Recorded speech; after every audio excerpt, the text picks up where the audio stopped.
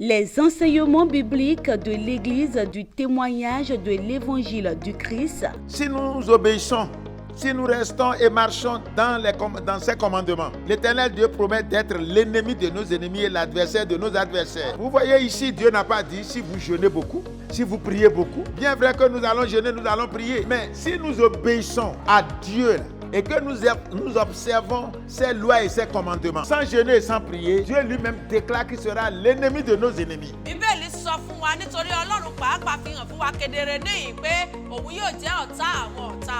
Par ces différents enseignements sur différentes thématiques, vos yeux spirituels s'ouvriront et la vérité vous affranchira. Prenez alors le rendez-vous tous les lundis à 21h et les samedis à 17h30.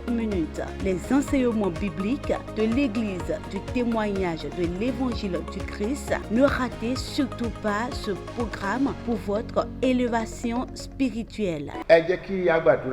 Prions. Ní orúkọ Jésù. Au nom de Jésus. Ní orúkọ Jésù. Au nom de Jésus. Ní agbára àti ẹ̀jẹ̀ Jésù Kristi. Au nom puissant du sang précieux du Seigneur Jésus-Christ. Olúwa bàbá wa tí ń bẹ ní ọ̀run. Seigneur, notre Père qui est dans les cieux. Ní ìrọ̀lẹ́ yìí a dúpẹ́ lọ́wọ́ yín lọ́pọ̀lọpọ̀, a yìn yín lógo. Ce soir, nous te disons merci et nous te louons. Ẹ ṣé fún dídá tẹ́ ẹ dá wa sí. Merci pour le renouvellement du souffle de vie. A yìn ọ́ Ọlọ́run wa wípé ẹ ò jẹ́ kí ó sú wa, ẹ ò sì jẹ́ kó rẹ̀ wá láti máa tẹ àtẹ̀síwájú nínú ètò ẹ ó mọ òtítọ́. Nous te disons merci, Papa, parce que tu nous as aidés en nous fortifiant pour qu'on ne soit pas fatigués afin de pouvoir continuer dans cette émission. Ẹ gba ọpẹ́ wa Olúwa. Reçois nos remerciements, Papa. Àti dé bá a ṣe máa dé ní ìrọ̀lẹ́ òní. Nous sommes là comme à l'accoutumée ce soir. Olúwa sọ̀kalẹ̀ wá. Descends parmi nous. A ó sọ ọ̀rọ̀ rẹ fún gbogbo ayé. Nous allons prêcher ta parole au monde Béèrè entier. fún agbára ẹ̀mí mímọ́. Nous demandons la puissance du Saint-Esprit. Lórúkọ Jésù Olúwa ẹ rán sínú ayé wa. Seigneur, envoie cette puissance dans notre Ọ̀rọ̀ vie. tó fẹ́ jáde afẹ́kẹ́ fún ọ̀rọ̀ náà ní agbára. La puissance qui va sortir, nous voulons que tu puisses lui rendre puissante. Kí agbára ọ̀rọ̀ náà kó lè wòsàn, kó lè gbàlà, kó lè tú sílẹ̀, kó lè ṣẹ́gun fún Que mi. la puissance de cette parole puisse guérir, délivrer. Ẹ ṣe bẹ́ẹ̀ fún wa Ẹlẹ́dàá. Et agis ainsi pour nous, Àwọn Papa. àyè títí. Nous allons te louer Ẹ gbọ́ éternellement. aláṣẹ ọ̀run. Écoute, Ní Dieu souverain. orúkọ Jésù Kristi Olúwa tó olùgbàlà Au wa. nom de Jésus, nous avons prié. Ògo ni fún Ọlọ́run wa lókè ọ̀run. Gloire à notre Dieu dans les cieux. A yìn Ọlọ́run lógo ní àṣálẹ́ yìí. Nous disons merci à Dieu ce soir. A sì fi ọpẹ́, ìyìn àti ògo fún orúkọ mímọ́ Nous rẹ̀. lui adressons nos remerciements Ní ìrọ̀lẹ́ òní, ce soir.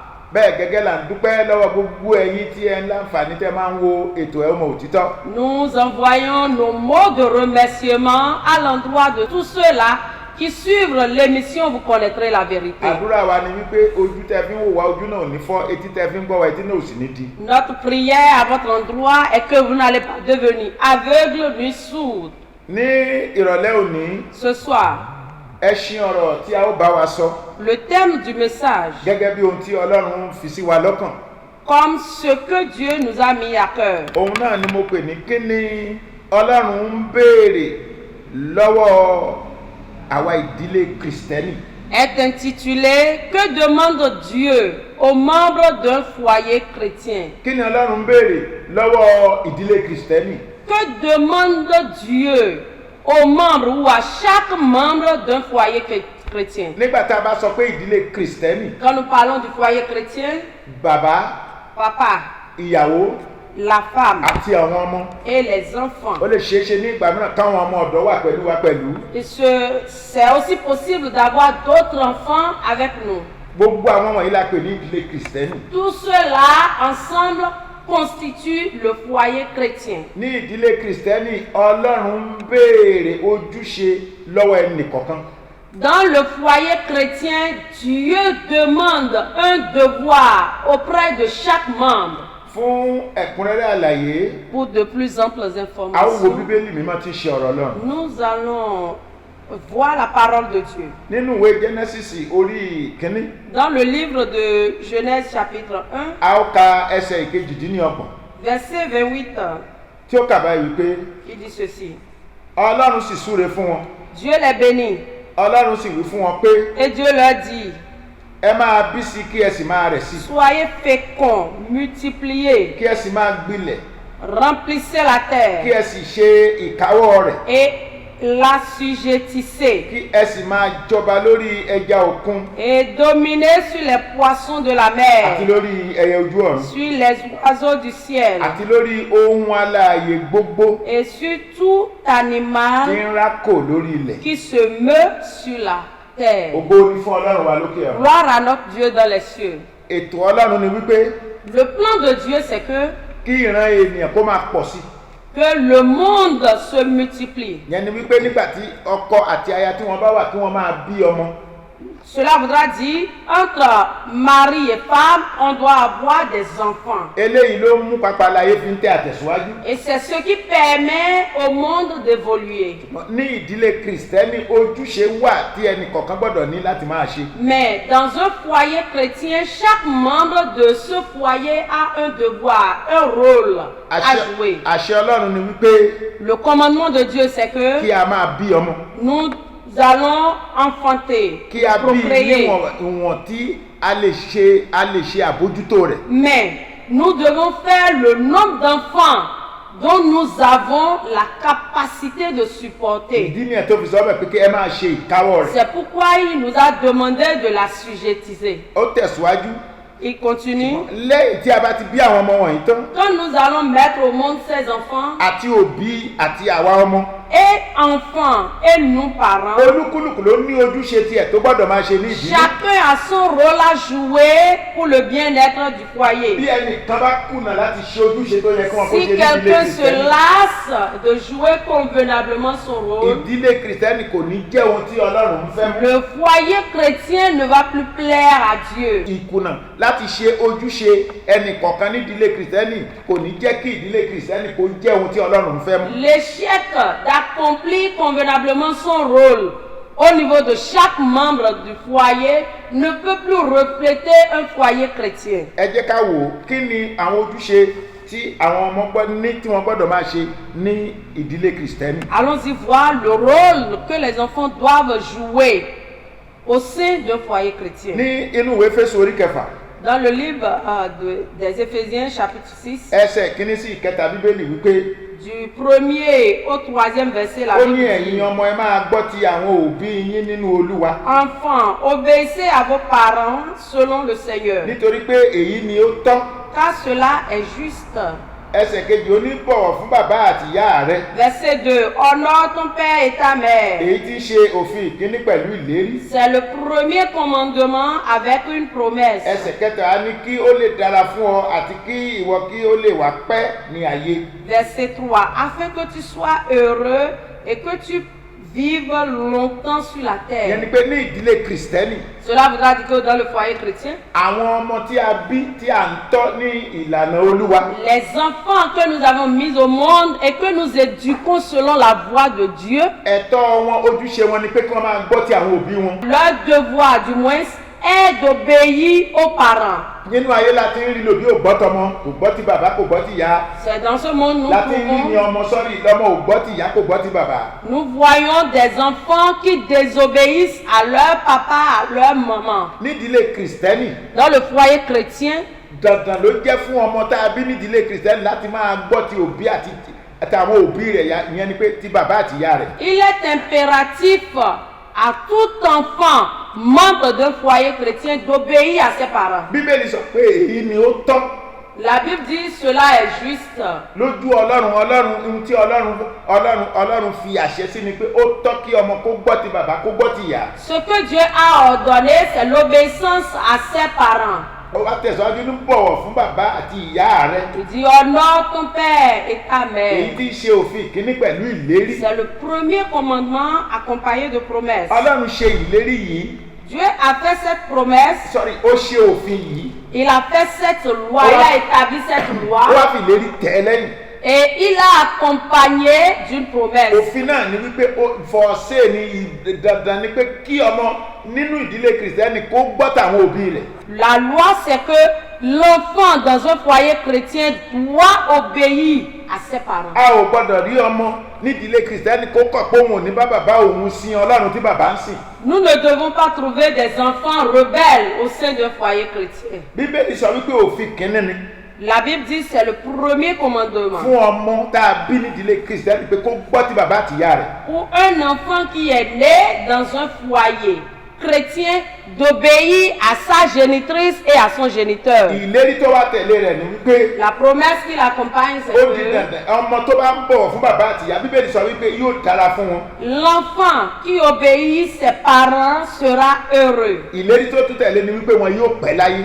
Et la promesse suivante, c'est qu'ils auront de Ìyẹn ni longévité. pé ọmọ tá a bí nídìílé Kristẹni tó pọ̀ tí kò gbọ́ ti bàbá tí kò gbọ́ ti ìyá kò lè dára fún irú àwọn ọmọ bẹ́ẹ̀. L'enfant qui est né au sein d'un foyer chrétien et qui désobéit à ses parents ne sera pas heureux. Bí ò bá sì dáa fọ́mọ bàbá pàápàá àti ìyá pàápàá àwọn náà jẹ́ ń bẹ̀. Et si l'enfant n'est pas heureux, papa et maman aussi vont en écoper les conséquences. Nítorí tó bá dáa fún bàbá tó dáa fún ọmọ tí ọmọ ń ṣiṣẹ́ tó lówó lọ́wọ́ tí ọmọ ń lọ tó ń bọ̀ tó dáa fọ́mọ ní ìgbà náà á rántí bàbá àti ìyá rẹ̀ á mọ̀ wípé ó ṣe pàtàkì fún ọmọ láti tọ́jú òbí. Parce que quand l'enfant serait heureux, quand il aura un gagne-pain, il pourra gagner de l'argent et venir s'occuper de ses parents. Ṣùgbọ́n nígbà tí kò bá dáa fọ́mọ bí bàbá tẹ̀ ń jìyà tí ìyá ń jìyà kò sí ohun tọ́mọ lè ṣe sí. Mais quand l'enfant est malheureux, papa peut être en train de souffrir avec maman, l'enfant ne pourra rien faire. Àìgbọ́ tàwọn òbí nínú Olúwa bóbí pàápàá ò bá múra kọ́mọ kó gbọ́ tiwọn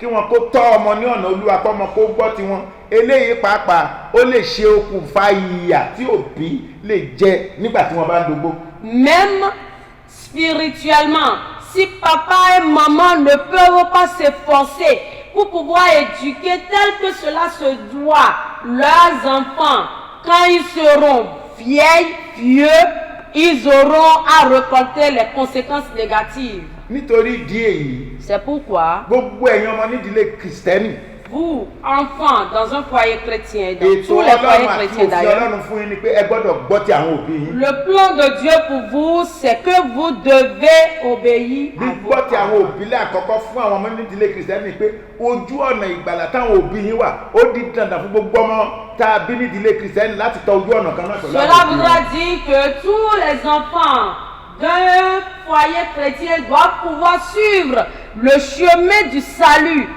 que les parents ont déjà suivi ou sur lequel les parents se trouvent. Ìyẹn ló lè mú kó dára fún wọn. C'est cela qui vous apportera du bonheur. Ìyẹn ló lè mú kí wọ́n pẹ́ láyé. C'est cela qui pourra vous aider à être vieux et vieille avant de quitter ce Ojúṣe monde. àwọn ọmọ ló jẹ́ láti bọ̀wọ̀ fún bàbá àti ìyá nídìílé Kristẹni. C'est un devoir pour les enfants d'obéir à leurs parents Nínú ìwé en tant Kólósì que orí kẹta chrétiens. ẹsẹ̀ ogún. Dans le livre de Colossiens chapitre 3 verset 20, Ó ní ẹ̀yin ọmọ il dit vous enfants, ẹ máa gbọ́ ti àwọn òbí yín ní ohun gbogbo. obéissez en toutes choses à vos parents, Nítorí èyí ni ó dára gidigidi nínú Olúwa. car cela est agréable dans le Seigneur. Ẹ gbọ́ tàwọn òbí yín nínú Olúwa nínú ohun gbogbo. Obéissez en toutes choses à vos parents. Ó máa ń ṣẹlẹ̀ lónìí tó jẹ́ pé àwọn ọmọ lénìí ńṣe ló ọmọ mi máa ń rò pé òun ti gbọ́ ju òbí àwọn lọ. Il arrive aujourd'hui que d'autres enfants se croient plus sages que leurs parents. Nígbà tó bí náwó sórí fún títí báyà lọ sí yunifásitì tó lọ kọ̀wé a máa wá rí òbí yẹn gẹ́gẹ́ bí òpè tó jẹ́ pé ní ìgbà míì bí bàbá bá sọ pé ṣe báyìí kò ní fẹ́ ṣe torí òun gbà pé òun ti gbọ́n ju òbí òun lọ. Parce que le papa qui a souffert pour envoyer l'enfant à l'école, peut-être même jusqu'à l'université, après les études, quand le papa ou la maman serait en train d'ordonner à cet enfant-là de faire ceci, de faire cela, l'enfant voyant déjà que son papa est illettré ou bien n'a pas le même niveau que lui, se croit plus sage, plus intelligent que ses parents. Tí wọ́n á kọ̀ wọn ò ní gbọ́ ti bàbá wọn. Et simplement ils vont désobéir à leurs parents. Ọ̀pọ̀ ló ti kọ̀ ẹ̀kọ́ bàbá àti ìyá sílẹ̀ tó jẹ́ pé ayé wọn ó bàjẹ́ gbẹ̀yìn ni. Bon nombre de vies, les enfants sont déjà gâchés. Pourquoi? Parce qu'ils ont rejeté l'enseignement de leur géniteur. Gbọ́ ìwọ ọmọ tó ń gbọ́ mi ní ìrọ̀lẹ́ yìí. Écoute, toi enfant qui me suis ce soir. ní ìdílé kristẹni. dans le foyer chrétien. báyà àwọn òbí rẹ ìránṣẹ́ ọlọ́run rán yán lè jẹ́ pásítọ̀ wọn lè jẹ́ jíhìn rere. Peut-être que tes parents sont des pasteurs, des évangélistes et autres. àwọn òbí rẹ lè jẹ́ alàgbà nínú ìjọ lọ́kùnrin àti lóbìnrin. Peut-être que ta maman est diaconesse, ton papa est diacre dans l'église. ohun tí ọlọ́run ń béèrè lọ́wọ́ ẹni pé ó gbọ́dọ̀ gbọ́ tiwọn ni. Ce que Dieu te demande, c'est que tu dois les obéir. ọmọ kì í gbọ́n kó sọ pé òun gbọ́njò bí òun lọ. L'enfant ne peut pas être plus sage que ses parents. ní ìdí èyí ojúṣe ló jẹ́ fún ẹ̀yin ọmọ láti máa gbọ́ tàwọn òbí nídìílé kìrìsìtẹ́nì ní ìgbà náà ló tó lè dára fún yín nígbà náà lẹ tó lè gùn ní ẹ̀mí. C'est pour cette raison qu'il est impératif à tous les enfants d'obéir à leurs parents pour pouvoir bénéficier d'une longue vie. bàbá padà sí inú májẹ̀mú láéláé ọlọ́run ti kàn pa lọ́rùn. Si nous revenons dans l'Ancien Testament, Dieu l'avait déjà martelé. jẹ́rìí pé àwọn ẹsẹ̀ méjèèjì tá a kà wá lọ tẹ́lẹ̀tẹ́lẹ̀ nínú májẹ̀mú tuntun ni. Vous allez voir les deux premiers versets que nous venons de nínú lire. ìwé Deutéronome orí karùn-ún ẹsẹ̀ C'est dans le Nouveau kẹrìndínlógún. Testament. Deutéronome chapitre 5 verset ó 16. ní bọ̀wọ̀ fún bàbá àtìyá rẹ Honore ton père et ta mère, bí olúwa ọlọ́run rẹ ti pàṣẹ fún ọ comme l'Éternel ton Dieu te l'a kí ordonné, ọjọ́ rẹ kí ó lè pẹ́ afin que tes jours se àti kí ó prolongent lè dára fún ọ et que tu sois heureux ní ilẹ̀ tí olúwa ọlọ́run rẹ fi fún ọ. dans le pays que l'Éternel ton Dieu te donne. òfin ọlọ́run ni. C'est un commandement de Dieu. ọmọ nínú olúwa ó gbọ́dọ̀ gbọ́ tí bàbá rẹ̀ ni. Enfant dans le Seigneur doit pouvoir obéir à son papa. bàbá ń rí nínú ayé táwọn èèyàn fẹ́ gbọ́ tòbí wọn. Si nous voyons chez les païens et que les enfants ne veulent pas obéir à leurs kò parents, gbọ́dọ̀ ṣẹlẹ̀ nínú. cela ne doit pas Alors, être le cas dans le Seigneur. eléyìí ojúṣe àwọn ọmọ. Cela, ce sont les devoirs des enfants. ní ìgbà tí a tún tẹ̀ síwájú nínú ibi tí a wà yẹn náà. Quand nous évoluons un peu, toujours dans le livre de Deutéronome, ní ẹsẹ̀ rẹ̀ 32 àti 3. versets 32 et 33, ó ní nítorí náà il dit, vous ferez kí ẹ̀yin kí ó máa kíyèsí àti ṣe bí olúwa ọlọ́run yín ti pa á láṣẹ fún yín. avec soin ce que l'Éternel, votre Dieu, vous a kí ordonné. ẹ̀yin ó má ṣe yí sí ọ̀tún tàbí sí òsì. Vous ne vous en détournerez ni à droite ni à gauche. kí ẹ̀yin kí ó máa rìn nínú gbogbo ọ̀nà tí olúwa ọlọ́run yín ti pa láṣẹ fún yín. Vous suivrez entièrement la voie que l'Éternel, votre Dieu, vous a prescrite, kí ẹ lè yè afin que vous viviez kí ó sì lè dára fún yín. et que vous soyez heureux. àti kí ẹ̀yin kí ó lè máa kí a lè mú ọjọ́ yín pẹ́ ní ilẹ̀ tí ẹ̀yin yóò ní. Afin que vous prolongiez vos jours dans le pays dont vous aurez la possession. nínú májẹ̀mú láéláé àti nínú májẹ̀mú tuntun. Dans l'Ancien et le Nouveau Testament, ní gbogbo ọ̀nà lọ́lọ́run sọ pé àwa ọmọ ká bọ̀wọ̀ fún bàbá àtìyá wa. par tous les moyens, Dieu nous a ordonné d'obéir aux parents en tant qu'enfants. pé bàbá sì ti ń bọ̀wọ̀ fún wọn ó di dandan àfi kó dára fún wa. Et cela va de pair avec notre bénédiction.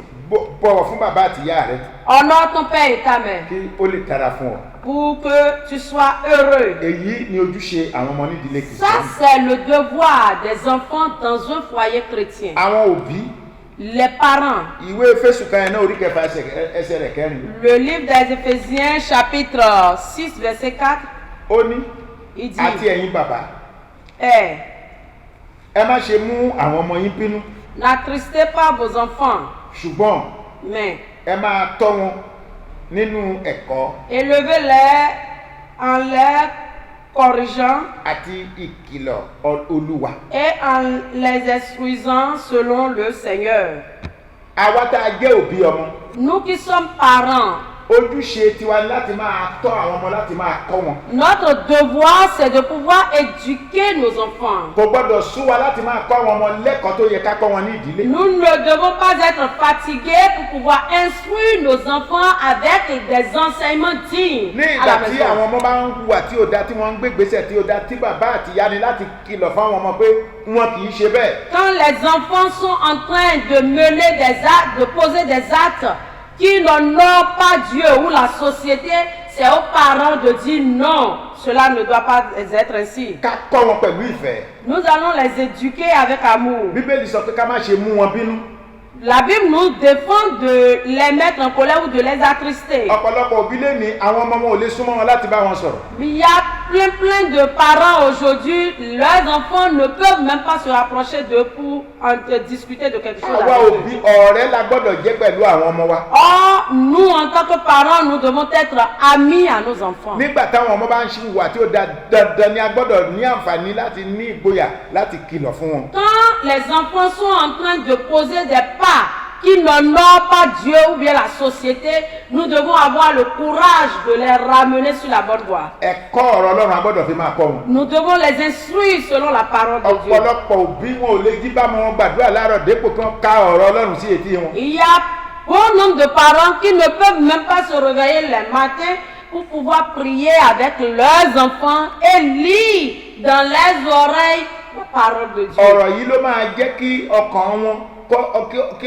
kó rọ̀ kí wọ́n lè gbọ́ ẹ̀kọ́ kí wọ́n mú un lò kí wọ́n lè fi ṣe rere fáwọn òbí. Parce que c'est la parole de Dieu que nous les enseignons qui va amoindrir la dureté de leur cœur et qui va les permettre de pouvoir marcher selon la voie de Dieu dans la société. ní ìgbà tí ọmọ kan bá nílò nǹkan kan lọ́dọ̀ àwa òbí ojúṣe wa ni láti fi fún wọn.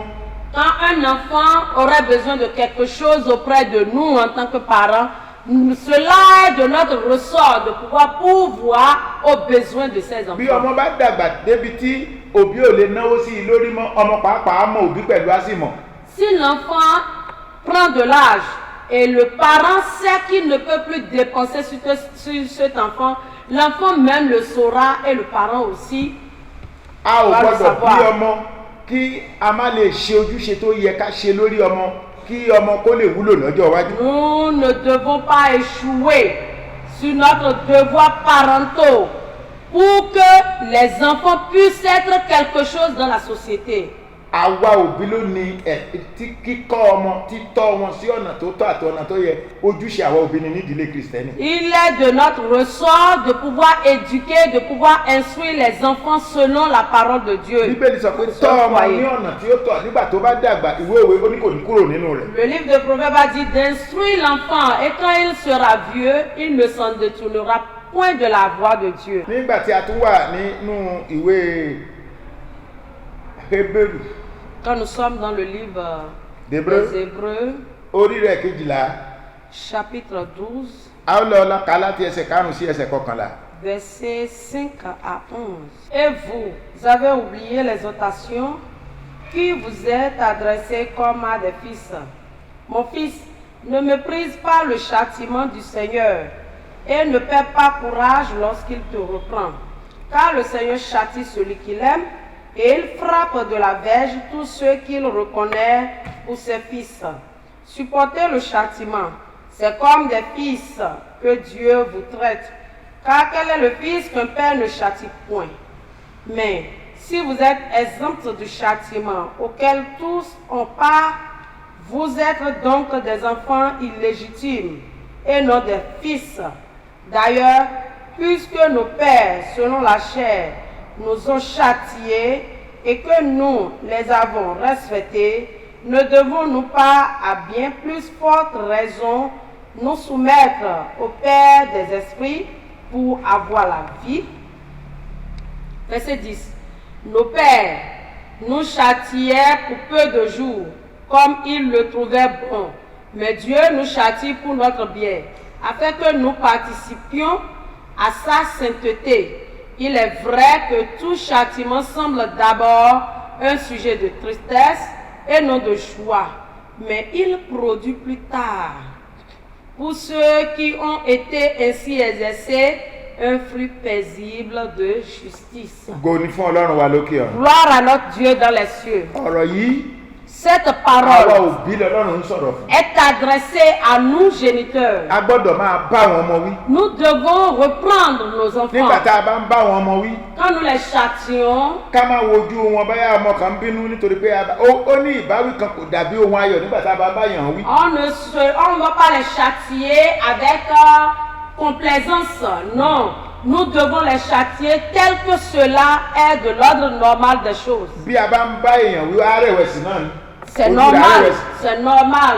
Quelqu'un à qui on est en train d'infliger des sanctions ou bien un châtiment il sera très normal d'être frustré. ṣùgbọ́n bíbélì sọ wípé ẹni ọmọ tí bàbá bá bá wí ọmọ tí bàbá bá fẹ́ràn òun ni bàbá máa nà. Mais la Bible nous dit que c'est le fils que le père aime qui est châtié. bá a bá fẹ́ràn àwọn ọmọ wa ní tòótọ́. Si nous aimons effectivement nos àwa enfants, òbí gbọ́dọ̀ máa bá àwọn ọmọ wí nígbà tí wọ́n bá ń hùwà tí ò dáa nígbà tí wọ́n bá ń ṣe ohun tí ò tọ́. nous parents, nous devons quand même les châtier quand ils sont en train de faire du désordre. ó ní nítorí pé ẹni tí olúwa fẹ́ òun ni ó ń bá wí. Car Dieu châtie celui qu'il aime. a sì máa na olúkúlùkù ọmọ tí ó gbà. Et il châtie de verge l'enfant qui le reçoit. bẹ́ẹ̀ gẹ́gẹ́ ni bàbá tó bá fẹ́ràn ọmọ á bá ọmọ wí bọ́ ọmọ bá ń ṣe ohun tí ò dáa. C'est comme ça aussi un vrai père qui aime son enfant va châtier l'enfant lorsque l'enfant sera en train de ojúṣe faire àwa du òbí ni désordre. láti máa bá àwọn ọmọ wa wí. C'est de notre ressort de pouvoir réprimander ká lè nos láǹfààní enfants àti jèrè wọn. pour pouvoir avoir en retour le gain qui nígbà est tá a bá ń bá wọn wí accordé. ó ní àwọn ọmọ pàápàá wọn á mú sùúrù lábẹ́ ìbáwí. Il dit quand nous allons les châtier, les enfants aussi doivent être patients. bí ọmọ kan bá wá kọ̀ tí ó bá gba ìbáwí bíbélì sọ pé kì í ṣe ọmọ mọ àlè ló jẹ́. La Bible dit si un enfant rejette les sanctions, les réprimandes, le châtiment, il n'est pas un fils, il est un enfant ó ní illégitime. ṣùgbọ́n bí ẹ̀yin bá wà ní àìsí ìbáwí nínú èyí tí gbogbo ènìyàn ti jẹ́ alábàápín ìjẹ́ ọmọ àlè ní ẹ̀yin. Mais si vous êtes exempts du châtiment auquel tous ont part, vous êtes donc des enfants ẹ kì í illégitimes ṣe ọmọ. et notre fils. olúwa yóò ràn wá lọ́wọ́. Que Dieu nous aide. nítorí náà ní ìrọ̀lẹ́ òní C'est pourquoi ce soir, àtàwa òbí ọmọ et nous, parents, àti àwa ọmọ et nous-mêmes, enfants, ojúṣe tó jẹ́ tolúkúlùkù nídìílé kìrìsìtẹ́nì ẹ jẹ́ ká gbá a mú ká máa ṣe kí ìdílé wa ó lè jẹ́ ìdílé aláyọ̀. que chacun joue pleinement son rôle dans le foyer afin d'être un foyer joyeux. ìdílé aláyọ̀ nídìílé kìrìsìtẹ́nì jẹ́. Et le foyer chrétien doit être une famille joyeuse. ilé tí kristi bá ń gbé ó jẹ́ ilé aláyọ̀. Et la maison qu'habite Christ est une maison heureuse. bá a bá sọ pé kristi wà ní ìdílé kan ibi tí àwọn ọmọ ń ṣèfẹ́ ọlọ́run táwọn òbí ń ṣèfẹ́ ọlọ́run tí gbogbo àwọn tó wà ní ìdílé ń ṣèfẹ́ ọlọ́run là ń pè ní ilé kristi ilé aláyọ̀. Et si nous disons qu'une famille est chrétienne et heureuse, cela voudra dire que c'est Christ même qui siège au sein de cette famille et tous les enfants, chaque membre joue convenablement son rôle. nítorí náà nírọ̀lẹ́ òní C'est pourquoi ce soir, gbogbo àwa òbí nous, parents, tí aláǹfààní tá à ń gbọ́ ọ̀rọ̀ yìí qui nous suivons en ce moment, ẹran kan kì í dàgbà fún okùn. il n'y a aucun mouton qu'il ne soit impossible d'attacher. ọmọ kan ò sì dàgbà fẹ́ni tó bí láti tọ́. Et un enfant ne peut pas être plus âgé dans l'affaire d'éducation. nítorí pé a ti wà lọ́dọ̀ jésù ẹ jẹ́ kí gbogbo ẹ̀kọ́ tó bá yẹ ká kọ́ àwọn ọmọ wa ẹ jẹ́ ká máa kọ́ wọn. Puisque nous sommes déjà avec le Seigneur Jésus, nous devons éduquer tel que cela se doit nos enfants. ojúṣe wa ni. C'est de notre ẹ̀yin ressort. ọmọ Les ẹ enfants, gbìyànjú kẹ́ ẹ máa gbọ́ ti àwọn òbí yín bíbélì sọ pé á dára fún yẹn ó sì pẹ́ láyé.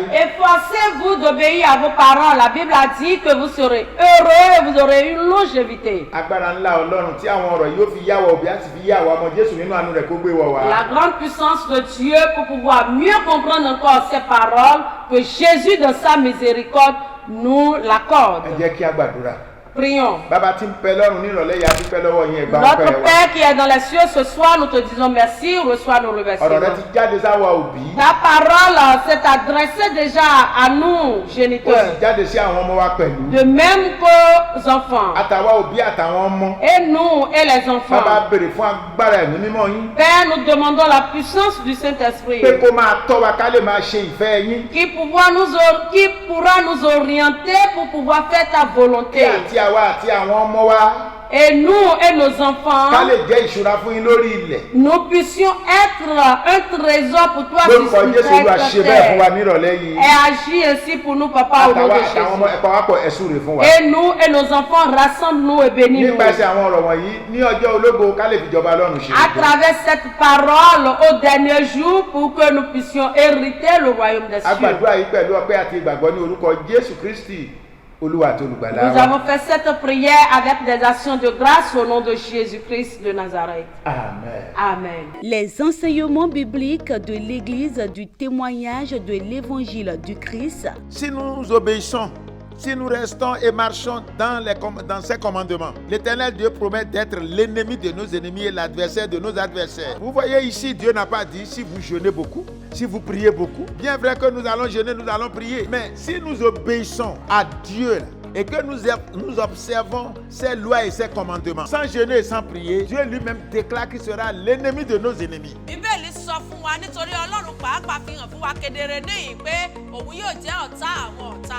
Par ces différents enseignements sur différentes thématiques, vos yeux spirituels s'ouvriront et la vérité vous affranchira. Prenez alors le rendez-vous tous les lundis à 21h et les samedis à 17h30. Les enseignements bibliques de l'Église du témoignage de l'Évangile du Christ. Ne ratez surtout pas ce programme pour votre élévation spirituelle.